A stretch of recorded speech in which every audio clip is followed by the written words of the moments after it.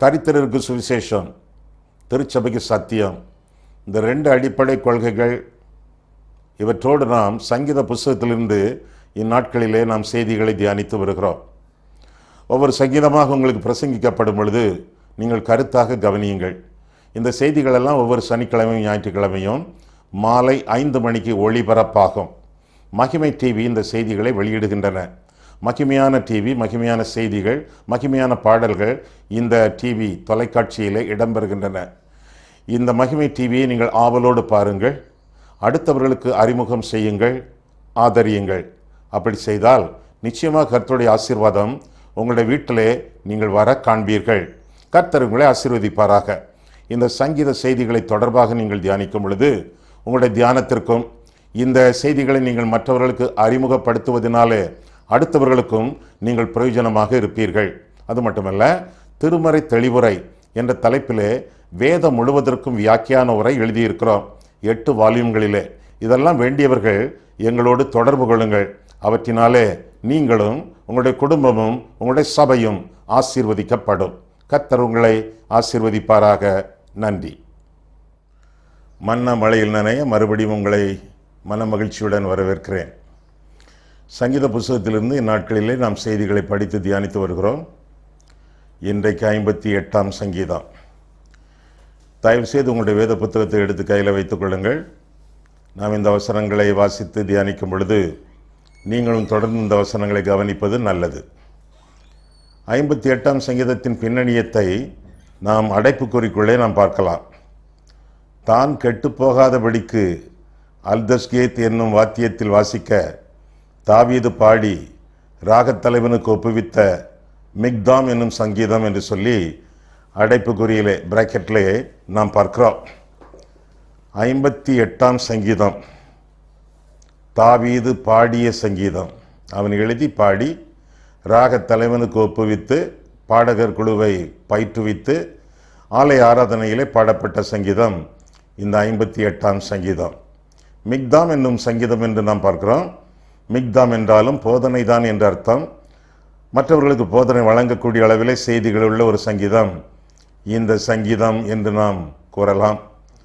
Asaph என்று ஒரு சங்கீதக்காரன் இருக்கிறானே, அவன் எழுதிய 82வது சங்கீதத்தையும் இந்த சங்கீதத்தை ஒப்பிட்டு பார்த்தால் பல காரியங்கள், பல உண்மைகள் பொருத்தமாக இருக்கும்.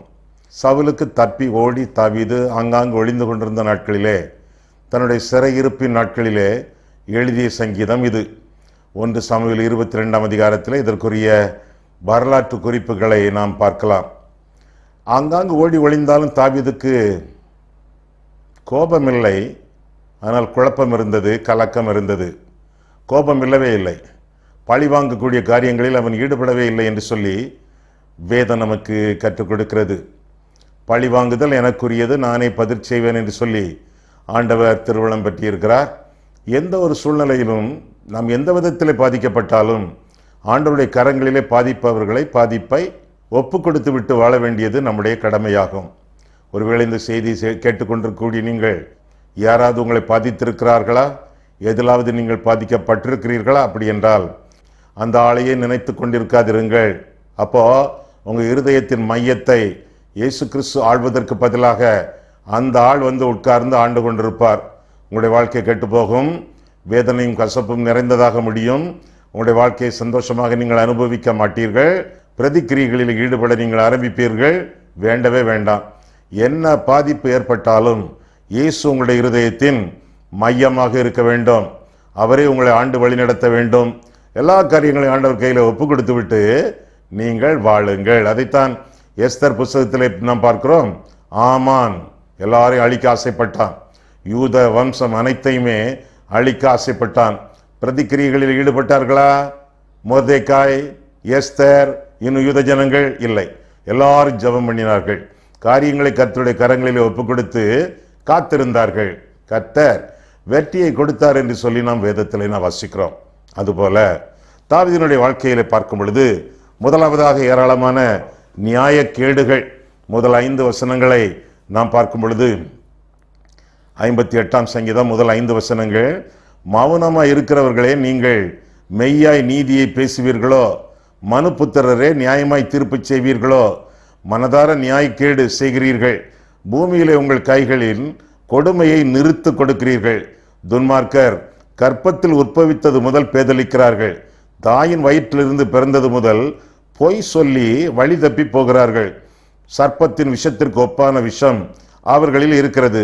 பாம்பாட்டிகள் வினோதமாய் ஊதினாலும் அவர்கள் ஊதும் சத்தத்திற்கு செவி கொடாதபடிக்கு தன் காதை அடைக்கிற செவிட்டு விரியனைப் போல இருக்கிறார்கள் என்று சொல்லி அடுத்தவர்களால் வரக்கூடிய பாதிப்புகள், நியாயக்கேடுகளை குறித்து தாவீது இங்கே பட்டியலிடுவதாக நாம் பார்க்கிறோம்.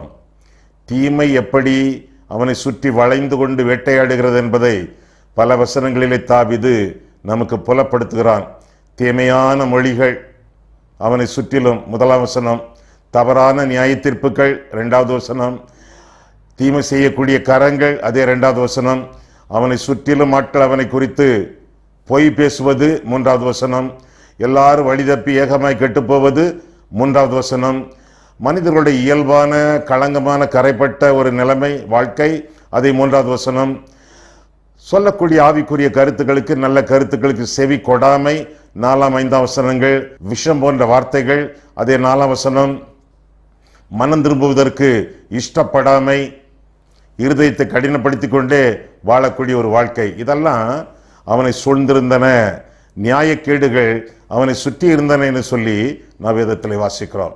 நம்மை குறித்தும் நியாயக்கேடுகள் நடக்கும் பொழுது, நம்முடைய சத்துருக்களால், நம்முடைய மித்திருக்களால், நம்முடைய உறவினர்களால், நம்முடைய அக்கம்பக்கத்தாரால், நம்மோடு படிக்கிறவர்களால், பயணம் பண்ணுகிறவர்களால், அல்லது வேலை செய்கிறவர்களால், வியாபாரம் பண்ணுகிறவர்களால் நியாயக்கேடுகள் நம்மை சூழ்ந்திருக்கும் பொழுது நாம் செய்ய வேண்டியது என்ன?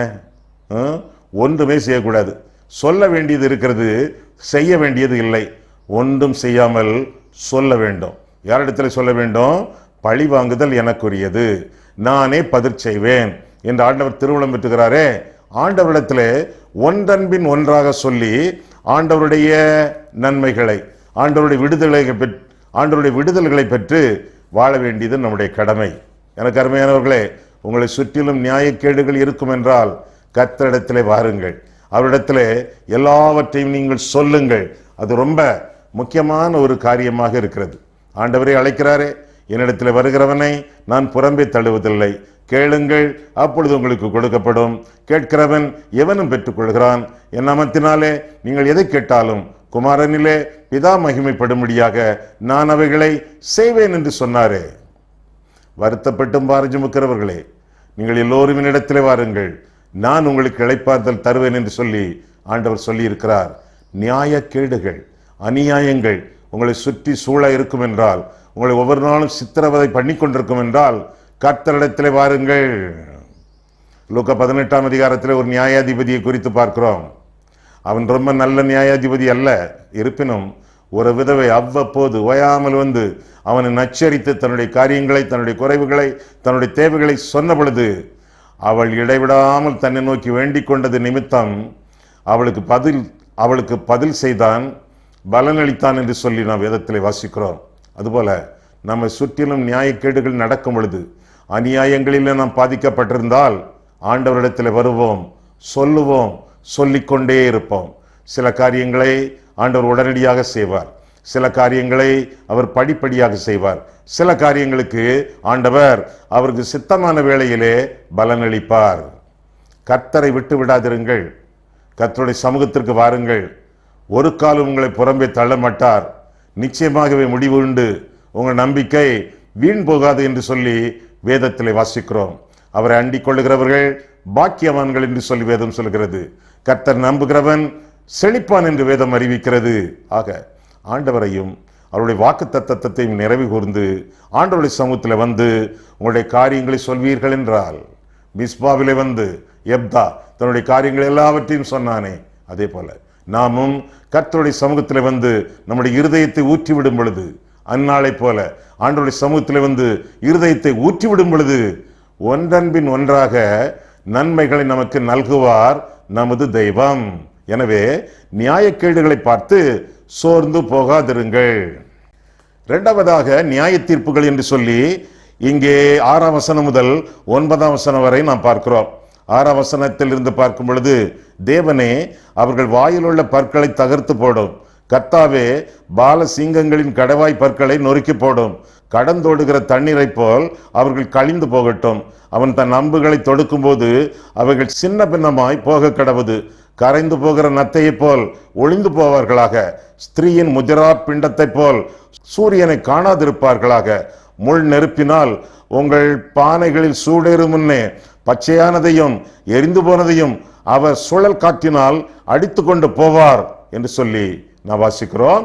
தொடர்ந்து பழி வாங்குதலை நீதிமான் காணும் போது மகிழுவான் என்று சொல்லியும் வேதத்தில் வாசிக்கிறோம். ஆக நியாயக்கேடு செய்கிறவர்களுக்கு நியாய தீர்ப்புகள் காத்திருக்கின்றன என்று சொல்லி வேதம் நமக்கு கற்றுக் கொடுக்கிறது. காரணம், பழி வாங்குதல் எனக்குரியது என்று ஆண்டவர் சொல்லி இருக்கிறார். பழி வாங்குதல் எனக்குரியது. என்னென்னலாம் நடக்குது பாருங்க. முதலாவதாக கர்த்தர் தம்முடைய சிங்காசனத்தில் இருந்து எல்லாரையும் எல்லாவற்றையும் ஆண்டு கொண்டிருப்பதினாலே சிங்கங்களின் பற்கள் கூட தகர்க்கப்படுகின்றன. அதனுடைய வல்லமை போய்விடுகிறது. நீரோடை வற்றி போகிறது. பின் ஆயுதங்கள் எல்லாம் துருப்பிடித்து அழிகின்றன, பயன்படாமல் போய்விடுகின்றன. நத்தை கரைந்து போகிறது, கருத்தரித்தல் அழிந்து போகிறது. அது மட்டுமல்ல, சமைக்கப்படக்கூடிய உணவு கெட்டு போகிறது. இதெல்லாம் நடக்கிறது, இதெல்லாம் நடக்கிறது. பழிவாங்குதல் எனக்குரியது என்று ஆண்டவர் சொல்லி இருக்கிறாரே. பழிவாங்கக்கூடிய கர்த்தர் இதையெல்லாம் நம் சார்பிலே அவர் செயலாற்றுகிறார் என்று சொல்லி நாம் வேதத்தில் வாசிக்கிறோம். எனவே கர்த்தருக்கு காத்திருக்க வேண்டியது நம்முடைய கடமை. ஆண்டவருக்கு காத்திருக்க வேண்டும். நீங்கெல்லாம் எபிரேயர் 10:36 மனப்பாடம் பண்ண வேண்டும். நீங்கள் தேவ சித்தத்தின்படி செய்து வாக்குத்தத்தத்தை பெறும்படிக்கு பொறுமையானது உங்களுக்கு அவசியமாக இருக்கிறது. 3 காரியங்கள். 1, தேவ சித்தத்தின்படி செய்யுங்க. 2, வாக்குத்தத்தத்தை பெறுவீங்க. 3, அதுவரை பொறுமையா இருக்கணும். வாக்குத்தத்தங்களை பெறும் வரை பொறுமையாக இருக்க வேண்டும். வாக்குத்தத்தங்கள் நடக்குமா? கட்டாயம் நடக்கும். எப்படி தெரியும்? தேவனுடைய வாக்குத்தத்தங்கள் எல்லாம் இயேசு கிறிஸ்துவுக்குள் ஆம் என்றும் அவருக்குள் ஆமென் என்றும் இருக்கிறது என்று சொல்லி 2 கொரிந்தியர் 1:20 நாம் பார்க்கிறோமே. வாக்குத்தத்தங்கள் நிறைவேறும். நிறைவேறாமல் நீடித்துக் கொண்டிருக்கிறது என்றால் உங்களுடைய வாழ்க்கையை ஆண்டவருக்கு இன்னும் தத்தம் செய்யவில்லை என்பது பொருளாகும். உங்களுக்கு தேவை தேவனுடைய வாக்கு தத்தம். தேவனுக்கு தேவை உங்கள் வாழ்க்கையின் தத்தம். ஆண்டவருக்கு உங்களுடைய வாழ்க்கையை தத்தம் செய்யும் பொழுது, அர்ப்பணம் செய்யும் பொழுது, ஒப்பு கொடுக்கும் பொழுது வாக்கு தத்தங்கள் எல்லாம் ஒவ்வொன்றாக நிறைவேறும். நீங்கள் தேவனுடைய சித்தத்தை செய்யுங்கள். வாக்கு தத்தங்கள் நிறைவேறும் வரை பொறுமை உங்களுக்கு அவசியம். அந்த பொறுமையான வேளைகளிலே சோம்பேறித்தனமாக இருந்துவிடக்கூடாது. கர்த்தர் பார்த்துக் கொள்வார், எனக்காக யாவையும் செய்து முடிப்பார் என்று சொல்லி அவண்டவரை பார்த்து கொண்டிருந்து சோம்பேறித்தனமாக ஜீவிப்பது தப்பு. முதலாவதாக என்ன வருகிறது? நீங்கள் தேவனுடைய சித்தத்தின்படி செய்து ஆண்டவருடைய சித்தத்தை ஆங்காங்கு நீங்கள் செய்ய வேண்டும். வாக்கு தத்தம் நிறைவேறும். பொறுமையாக காத்திருக்கிறீர்கள். இதற்கிடையிலே கர்த்தருடைய சித்தத்தை செய்து கொண்டே இருக்க வேண்டும். ஆண்டவர் சொல்லுவார், இந்த ஆளுக்கு உதவி செய், இவருக்கு நன்மை செய், இந்த ஆஸ்பத்திரியில் போய் அந்த நோயாளிகளுக்கெல்லாம் ஜெபம் பண்ணு, இந்த ஆளுக்கு நீ திருப்பி கொடுக்க வேண்டிய கடனை திருப்பி கொடு, இந்த ஆளை போய் நீ மன்னி, இவருக்கு மன்னிப்பு வழங்கு, இந்த ஆளை ஆத்தும ஆதாயம் பண்ணு. ஆண்டவர் சொல்லிக்கொண்டே இருப்பார். உங்களுக்கு இந்த வாக்குத்தத்தம் கொடுத்தார். உங்களுடைய பிரச்சனைகள் தீர வேண்டும், பொறுமையாக இருக்க வேண்டும். பொறுமையாக இருப்பது சோம்பேறித்தனம் அல்ல. அந்த பொறுமையாக இருக்கக்கூடிய சூழ்நிலையிலே தேவனுடைய சித்தம் எதையெல்லாம் நீங்கள் செய்ய வேண்டும் என்று ஆண்டவர் உங்களுக்கு கற்பிக்கிறாரோ அதையெல்லாம் நீங்கள் செய்து வாழ வேண்டியது உங்களுடைய கடமை. நீங்கள் கர்த்தருக்காக போகும் பொழுது கர்த்தர் உங்களுக்காக போவார் என்று சொல்லி வேதம் உங்களுக்கு கற்றுக் கொடுக்கிறது. எனவே பழிவாங்குதல் எனக்குரியது, நானே பதில் செய்வேன் என்று ஆண்டவர் சொன்னாரே. பழிவாங்குதலுக்காக பகைவர்களை, நியாயக்கேடு செய்கிறவர்களை ஆண்டவருடைய நியாய தீர்ப்புகளுக்கு ஒப்பு கொடுத்து விட்டு கர்த்தரையே பார்த்து நன்மைகளிலே ஈடுபட்டு நாம் வாழ வேண்டியது நம்முடைய கடமை. இந்த பொறுமையான வேளைகளிலே கர்த்தருக்கு நாம் காத்திருக்க வேண்டும். எப்படியெல்லாம் காத்திருக்க வேண்டும்? ஜபத்தோடு காத்திருக்க வேண்டும் என்று சொல்லி 25ஆம் சங்கீதம் 4-5 வசனங்களில நாம் பார்க்கிறோம். ஜபத்தோடு கர்த்தர் பார்த்துக் கொள்வார் என்று சொல்லி கண்களை மூடி அப்படி உட்கார்ந்து விடக்கூடாது. கர்த்தர் பார்த்துக் கொள்வார் என்று சொல்லி டிவியை பார்த்து மணிக்கணக்காக செலவிடக்கூடாது. கர்த்தர் பார்த்துக் கொள்வார் என்று சொல்லி கண்ட கண்ட இடங்களெல்லாம் சுற்றி கர்த்தரை விட்டு தூரம் போகக்கூடாது. ஜபம் செய்ய வேண்டும். ஆண்டவருடைய சமூகத்தில் தரித்திருந்து ஜபத்தோடு காத்திருக்க வேண்டும். இரண்டாவதாக, ஏற்கனவே நான் சொன்னது போல பொறுமையோடு காத்திருக்க வேண்டும். 37ஆம் சங்கீதம் 7ஆம் வசனம், 145ஆம் சங்கீதம் 15ஆம் வசனம், இந்த வசனங்களிலே பார்க்கும் பொழுது பொறுமை நமக்கு அவசியமாயிருக்கிறது. பொறுமையோடு காத்திருக்க வேண்டும். சில காரியங்கள் உடனடியாக நடக்கும், சில காரியங்கள் படிப்படியாகத்தான் நடக்கும். எதற்காக? தொடர்ந்து ஆண்டவர் மேல் பற்றுறுதி வைத்திருக்கிறோமா? தொடர்ந்து பாவம் இல்லாமல் பரிசுத்த வாழ்க்கை வாழ பிரயாசப்படுகிறோமா? தொடர்ந்து ஆண்டவரை அண்டி ஜீவிக்கிறோமா? இடையில குறுக்கு வழியில போகிறோமா? ஜோசியம் பார்க்க போகிறோமா? அந்த ஆளையும் இந்த ஆளையும் காக்கா பிடித்து காரியத்தை நிறைவேற்ற அவர் காலிலே விழுந்து கிடக்கிறோமா? ஆஹா, ஆண்டவருடைய காலிலே விழுந்து கிடக்க வேண்டும். அவருடைய பாதப்படியிலே பணிய வேண்டும். ஆண்டவருடைய சமூகத்தில் இருந்து மன்றாட வேண்டும். கர்த்தருக்காக பொறுமையோடு காத்திருக்க வேண்டும். முதலாவதாக ஜபத்தோடு காத்திருக்க வேண்டும். இரண்டாவதாக பொறுமையோடு காத்திருக்க வேண்டும். மூன்றாவதாக மனம் திரும்புதலோடு காத்திருக்க வேண்டும். அப்படி காத்திருக்கக்கூடிய சூழ்நிலைகளிலே கர்த்தர் பேசுவார். என்ன பேசுவார்? வேதனை உண்டாக்கு வழி என்னிடத்தில் உண்டோ என்று பார்த்து நித்திய வழியிலே என்னை நடத்தும் என்று சங்கீதக்காரன் சொல்கிறானே, 139ஆம் சங்கீதம் கடைசி வசனங்களிலே. அப்போ காத்திருக்கக்கூடிய சூழ்நிலைகளிலே கர்த்தருடைய ஆவியானவர் சில காரியங்களை நமக்குள்ளே குறிப்புணர்த்துவார். நீ இந்த விஷயத்துல சரியில்லை, நீ இந்த விஷயத்துல சரியில்லை, இதுல மனம் திரும்பு, இந்த ஏரியாவில் உன்னுடைய வாழ்க்கையை ஒப்புக்கொடு, செப்பனிடு என்றெல்லாம் பரிசுத்த ஆவியானவர் நமக்குள்ளே பேசிக்கொண்டிருக்கும் பொழுது காத்திருக்கிறோமே, அந்த சூழ்நிலையிலே கர்த்தருடைய சமூகத்திலே நம்முடைய பாவங்களை அறிக்கையிடுவோம். நெருங்கி நிற்கும் பாவம், நம்மை நெருக்கி கொண்டிருக்கக்கூடிய பாவம், இவற்றையெல்லாம் அறிக்கையிடுவது மட்டுமல்ல, விட்டுவிட்டு ஆண்டவருடைய சமூகத்திலே நாம் பின்பற்றி செல்ல வேண்டியது நம்முடைய கடமை என்று சொல்லி வேதம் நமக்கு கற்றுக் கொடுக்கிறது. மனம் திரும்புதலோடு, பாவ உணர்வோடு, பாவ அறிக்கை செய்து கர்த்தரை பிரியப்படுத்த வேண்டும் என்ற சந்தோஷத்தோடு, மனமகிழ்ச்சியோடு, பொறுமையோடு வாழ வேண்டியது நம்முடைய கடமை. ஆண்டவரை வேதனைப்படுத்துவது என்றால் என்ன? ஒரு குண்டூசியை வைத்து ஒரு ஆளை குத்தினாலும் வேதனை தான், ஒரு சொட்டு ரத்தம் வரும். ஒரு கடப்பாறை வைத்து இடித்தாலும் வேதனை தான், ரெண்டும் வேதனை தான். பெரிய பாவம் தான் வேதனைப்படுத்தும், சின்ன பாவம் வேதனைப்படுத்தும் என்று சொல்ல முடியாது. குண்டூசி குத்தினாலும் வேதனை தான், கடப்பாறை வைத்து இடித்தாலும் வேதனை தான். எனவே வேதனை உண்டாக்கு வழி என்னிடத்தில் உண்டோ என்று பார்த்து பெரிய பாவமோ சிறிய பாவமோ எந்த பாவத்தையும் விட்டு மனம் திரும்பி இயேசுவுக்கு நம்முடைய வாழ்க்கையை பூரணமாக ஒப்பு கொடுக்க வேண்டும். இரண்டாவதாக காத்திருத்தல் என்று சொல்லும் பொழுது முதலாவதாக ஜபத்தோடு காத்திருக்க வேண்டும், இரண்டாவதாக பொறுமையோடு காத்திருக்க வேண்டும், மூன்றாவதாக மனம் திரும்புதலோடு காத்திருக்க வேண்டும், பின்னர் ஒரே மனதோடு, ஒரே நிறைவோடு, ஒரே நோக்கத்தோடு, ஒரே நம்பிக்கையோடு காத்திருக்க வேண்டும். இந்த காரியத்தை எனக்கு செய்து முடிப்பவர் என் தெய்வம்.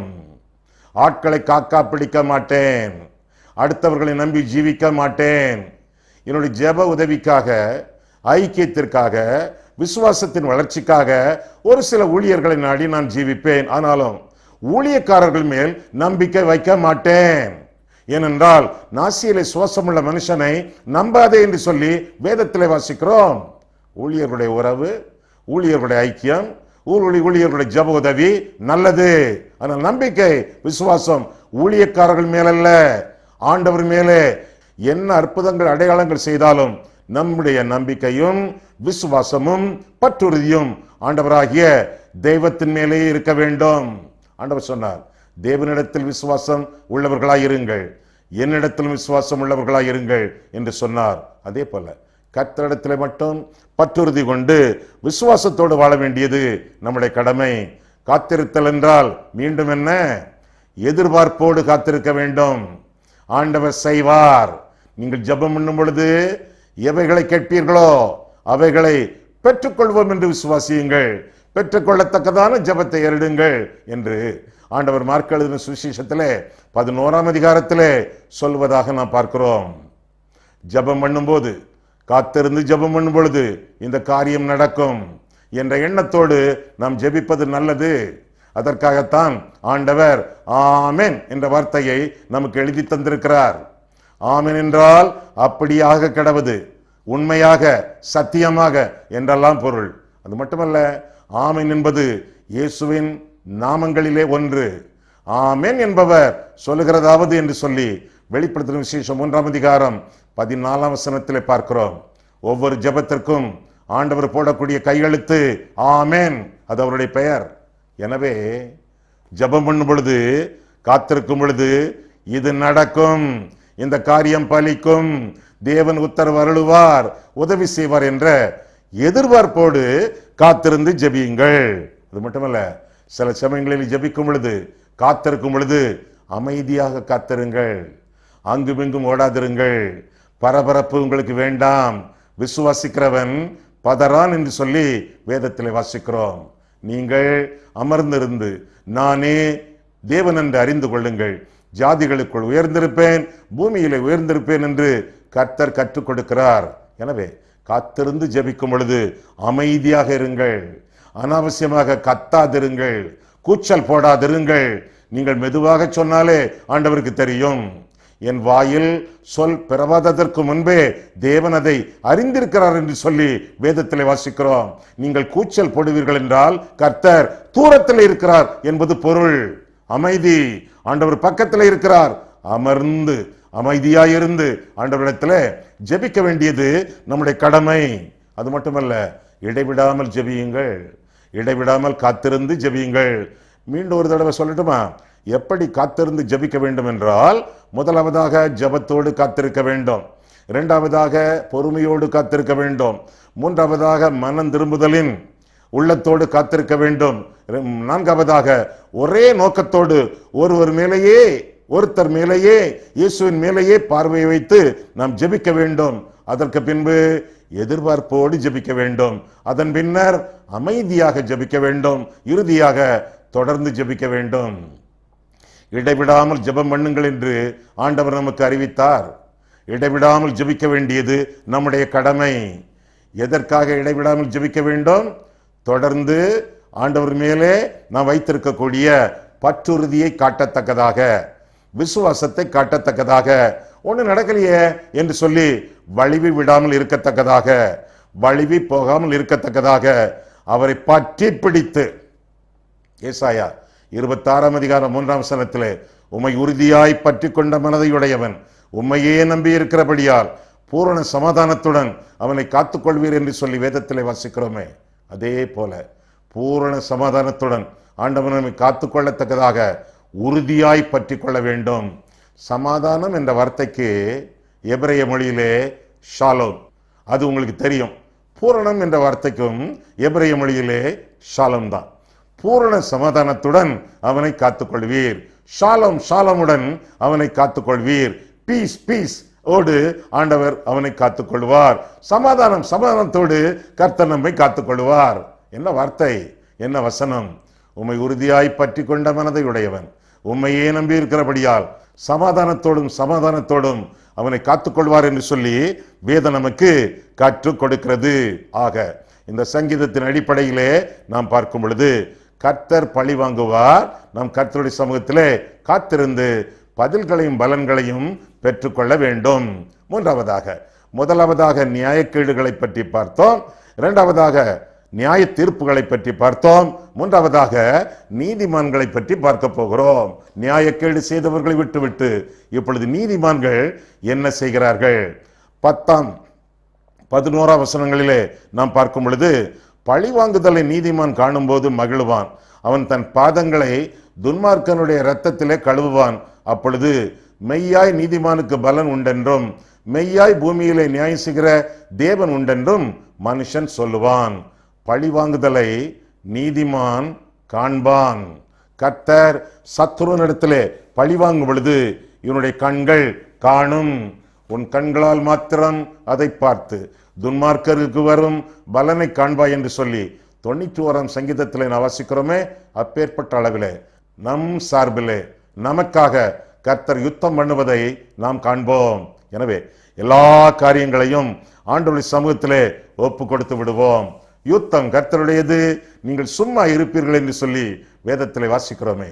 அதே போல நம்முடைய காரியங்கள் எல்லாவற்றையும் கர்த்தருடைய கரங்களில் ஒப்பு கொடுத்து விட்டு, அவர் பழி வாங்கும் கர்த்தர், எனக்கு பலனளிக்கும் தெய்வம், என்னுடைய சாட்சியை நான் பகிர்ந்து கொள்வேன் என்று சொல்லி பழி வாங்கும் கர்த்தரை துதித்து பலன் தரும் தேவனை ஸ்தோத்தரித்து இந்த செய்திகளை எல்லாம், ஆண்டவர் தந்த இந்த நன்மைகளை எல்லாம், இந்த சாட்சிகளை எல்லாம் மற்றவர்களுக்கு பகிர்ந்து கொண்டு வாழ்வது நம்முடைய கடமை என்று சொல்லித்தான் 58ஆம் சங்கீதம் நமக்கு கருத்துரைக்கிறது.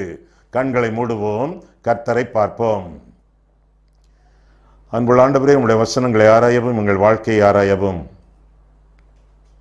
உம்முடைய சந்நிதியிலே எங்களை வரவழைத்தீர். அதற்காக நன்றி செலுத்துகிறோம் சுவாமி. நாங்கள் வாசித்த தியானித்த சங்கீதத்திலும் நியாயக்கேடுகளின் மத்தியிலே நாங்கள் வாழ்ந்தாலும், நியாயக்கேடுகள் எங்களை சூழ்ந்து கொண்டிருந்தாலும், நீர் நியாயந்திருக்கிறவர், எனவே பழிவாங்குதல் உமக்குரியது என்று சொல்லி எல்லா காரியங்களும் உடைய கரங்களிலே நாங்கள் கையளித்து கர்த்தருடைய சமூகத்தில் காத்திருந்து விடைகளை, விடுதலைகளை, விமோசனங்களை நாங்கள் கண்டுகொண்டு வாழத்தக்கதாக அருள் செய்யும். எங்களை ஆசீர்வதியும். இந்த செய்திகளை எல்லாம் சங்கீதக்காரனை போல மற்றவர்களிடத்திலும் சாட்சி பகிர்ந்து வாழ எங்களை நீர் ஆசீர்வதியும். இயேசு கிறிஸ்துவின் நாமத்தில் ஜெபிக்கிறோம் பிதாவே, ஆமென்.